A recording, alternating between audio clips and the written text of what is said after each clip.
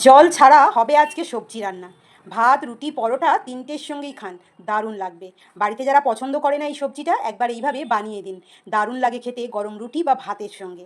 একদম জল ছাড়া হবে। হ্যাঁ, হ্যাঁ, ঠিকই শুনেছেন। আজকে একদম জল ছাড়া হবে সবজি। আর এই সবজিটা রান্না করতে বেশিক্ষণ সময় লাগে না।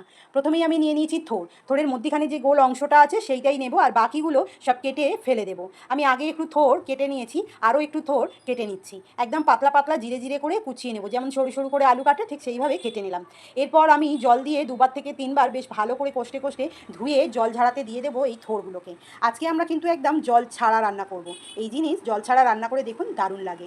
গরম কড়ায় তেল দিয়ে দিয়েছি, দিয়ে আমি বড়ি ভেজে নিচ্ছি। বেশ খানিকটা বড়ি আমি নিয়েছি, আমি মটর ডালের বড়ি নিয়েছি, ছোটো ছোটো বড়ি। আপনারা চাইলে বড় বড়িও ব্যবহার করতে পারেন। আমি বড়িগুলোকে লালচে করে ভেজে তুলে নিচ্ছি।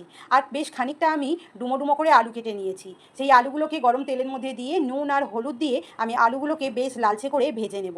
নুন হলুদ দিয়ে আলুটা ভাজলে 80% মতো কুকড হয়ে যাবে, তাই আমি নুন আর হলুদ দিয়ে বেশ লালচে করে আলুটাকে ভেজে তুলে নিচ্ছি।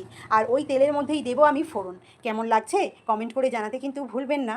আমি দিচ্ছি সাদা জিরে, দিচ্ছি দুটো শুকনো লঙ্কা, আর দিচ্ছি মিডিয়াম সাইজের একটা বড় পেঁয়াজ, যেটাকে একদম পাতলা পাতলা কুচিয়ে নিয়েছি। পেঁয়াজটাকে পুরো লালচে করে ভাজবো না, হালকা করে ভেজে তার উপরে দিয়ে দেবো জল ঝরিয়ে রাখা থোড়গুলোকে জল ঝরিয়ে রেখেছিলাম, সেই থোড়টা দিয়ে দিলাম। এরপর আমি থোড়ের ওপরে দেবো বেশ খানিকটা নুন আর দেবো হলুদ, দিয়ে আমি খুব ভালো করে নাড়াচাড়া করে নেব।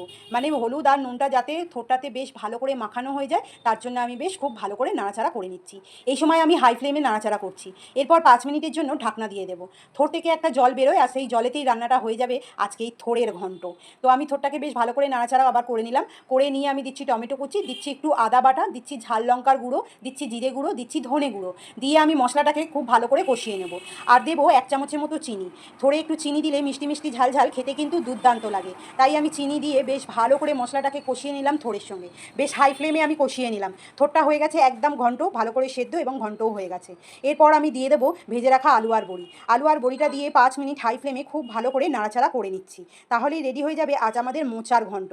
নাড়াচাড়া করার পর আমি ওপর থেকে দিয়ে দেবো সামান্য একটু ঘি, আর দেবো গরম মশলা গুঁড়ো। আপনারা যদি ঘি পছন্দ না করেন তাহলে স্কিপ করে যেতে পারেন। রেডি হয়ে গেছে মোচার ঘন্ট।